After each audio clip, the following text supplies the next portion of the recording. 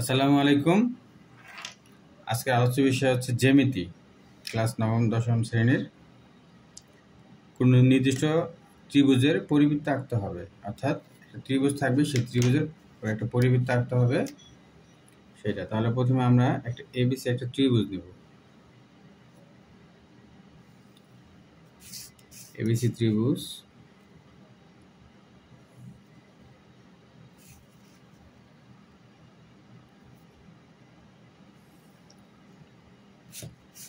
এটা হচ্ছে এবিসি একটা ত্রিভুজ।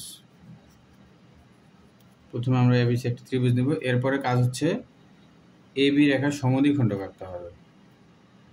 এ এবং বি রেখা যেটা আছে সেটা সমদ্বিখণ্ডক আঁকতে হবে, অর্থাৎ অর্ধেকের বেশি ব্যাসার্ধ নিয়ে বিকে কেন্দ্র করে একটা চাপ নিব। এরপর আবার সেম একে কেন্দ্র করে আবার সেম চাপ নিব। তাহলে এখানে দেখা যায় একটা বিন্দুতে ছেদ করলো।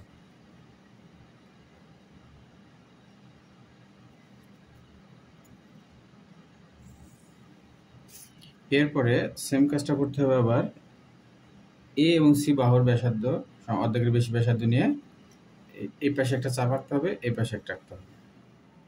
সেম একে কেন্দ্র করে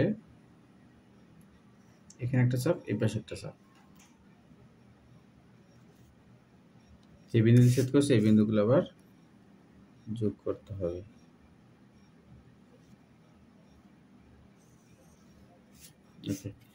এই দুইটা বিন্দু পরস্পর একটা বিন্দুতে ছেদ করেছে, সেটার নাম দিব আমরা ও বিন্দু।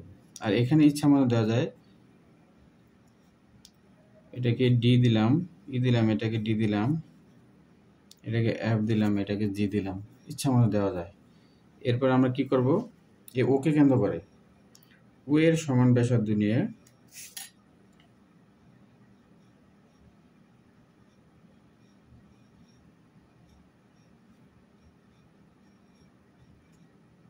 এই যে ও এর সমান ব্যাসার্ধ নিয়ে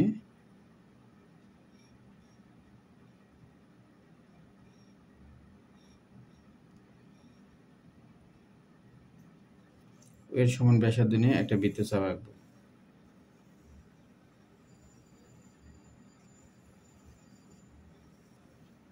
এর সমান ব্যাসার্ধ নিয়ে একটা বৃত্তচাপ আঁকবো। এই বৃত্তচাপটা এ বিন্দু, বি বিন্দু এবং সি বিন্দুকে পরস্পর ছেদ করবে।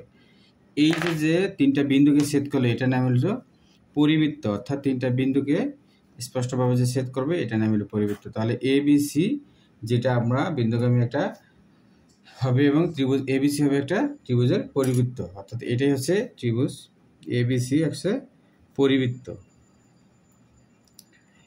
এই সম্পাদ্য আঁকার ক্ষেত্রে প্রথমত সতর্ক থাকতে হবে, সেটা হচ্ছে পেন্সিল ঠিক থাকতে হবে, খুব শার্প করতে হবে ভালো করে, এবং কাটা কম্পাসটা খুব সূক্ষ্ম হতে হবে, সরু হতে হবে। তাহলে তিনটা বিন্দু সুন্দরভাবে মিলে যাবে এবং জ্যামিতিটার উপাদানটা আঁকাটা খুব সহজ হবে। তাহলে এখন আমরা যে জ্যামিতিটা ড্রয়িং করলাম, যেভাবে ড্রয়িং করেছি জাস্ট এইভাবে আমরা লিখব। যেমন প্রথমে আমরা একটা এবিসি ত্রিভুজ নিলাম এবং এই এবিসি ত্রিভুজটাকে এমন এটার উপরে একটা পরিবৃত্ত আঁকতে হবে, এ এবং বি এবং সি বিন্দু দিয়ে যায়। এরপর আমাদের কাজটা কি করলাম, আমরা এ এবং বি বাহুকে সমদ্বিখণ্ডিত করছি। কিভাবে করলাম, এ এবং বি বাহুর সমদ্বিখণ্ডক এবং এ এবং সি বাহুর সমদ্বিখণ্ডক আঁকলাম। সমদ্বিখণ্ডক কি, এ বি বাহুর সমদ্বিখণ্ডক হচ্ছে ডিই আর এ সি বাহুর সমদ্বিখণ্ডক হচ্ছে জিইস। এই দুইটা সমদ্বিখণ্ডক আবার কি পরস্পর ও বিন্দুতে ছেদ করছে, ও বিন্দুতে ছেদ করছে এবং ও এ তোমরা যোগ করতে পারো, ও এটা যোগ করে দাও। এই যে আমি যেভাবে বলতেছি এইভাবে লিখতে, এই ভাষাটা লিখতে হবে, ও এ যোগ করি। এখন ওকে কেন্দ্র করে ও এর সমান ব্যাসার্ধ নিয়ে একটি বৃত্ত অঙ্কন করি, যা এবিসি একটি পরিবৃত্ত। এইটাই হচ্ছে মানে আঁকার ক্ষেত্রে নিয়ম।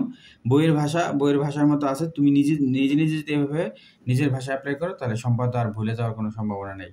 আশা করি এই ড্রয়িংটা আঁকবা এবং দেখবা, শিখবা, তাহলে পারবা। ওকে, আল্লাহ হাফেজ।